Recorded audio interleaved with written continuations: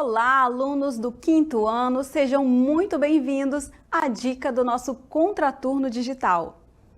Eu sou a professora Valcineide Malta e estarei aqui para dar essa dica do componente de matemática. Então eu convido vocês a prestarem muita atenção na dica de hoje. A nossa dica de hoje é sobre volume e nós sabemos que volume é o espaço ocupado por um objeto. E nós podemos calcular esse volume empilhando cubos. Ou seja, eu tenho um cubo aqui menor, que ele é um cubo, certo?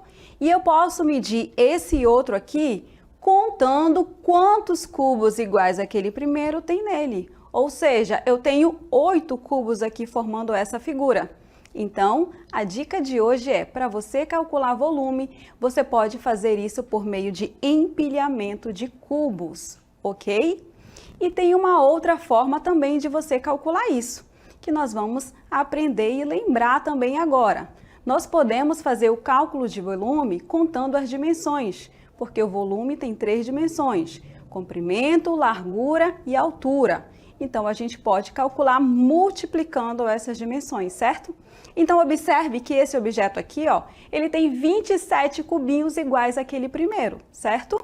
Mas se você não quiser fazer essa contagem, também você pode fazer o cálculo do volume, multiplicando então aí comprimento 3, largura 3 e altura também 3. Multiplicando isso daí, nós temos o mesmo resultado, que é igual a 27, ok? Então, nós podemos calcular o volume dessas maneiras.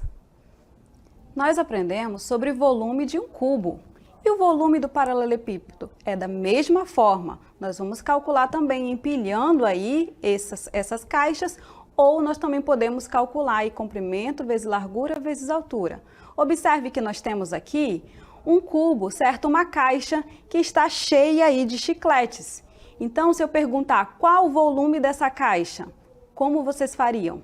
Vocês podem fazer de duas formas. Vocês podem ir empilhando aí as caixas para verificar quantas terão no total, ou vocês podem fazer lá o cálculo, multiplicando comprimento vezes largura vezes altura, que é o que sairia mais rápido, né? Em vez de você fazer essa contagem por meio de empilhamentos.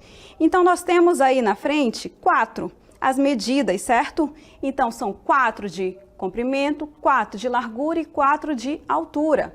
Então, nós temos aí 4 vezes 4 vezes 4, 64. Esse aí é um cubo, como vocês podem observar.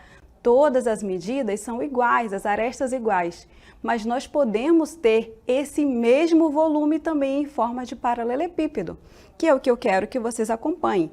Com essas mesmas 64 caixinhas de chiclete, nós podemos formar o paralelepípedo. Olhem aí como vai dar certo, multiplicando as dimensões. Observem aí que nós temos comprimento, largura e altura. Então, agora nós vamos fazer essa contagem. Observe que de comprimento eu tenho 8, de largura 4 e de altura eu tenho 2 caixinhas, certo? Então, multiplicando tudo isso, eu tenho um total aí de 8 vezes 4 vezes 2, também 64. Viram? Então, o mesmo cálculo que você usa para volume de um cubo, também você vai usar para o volume do paralelepípedo. Não esqueçam disso. Então, com o mesmo volume, como vocês viram lá, 64 caixinhas, eu posso fazer outros tipos de empilhamento. E será que existem mais tipos de empilhamento além desses 2 que nós vimos aqui? Eu acho que sim, e eu convido você a fazer isso, tá ok? Então, finalizamos por aqui. Então, essa foi a nossa dica de hoje e você pode saber mais assistindo às outras aulas do nosso canal do Contraturno Digital e também você pode acessar as nossas redes sociais. Infelizmente, acabou e agora eu me despeço de vocês. Até a próxima!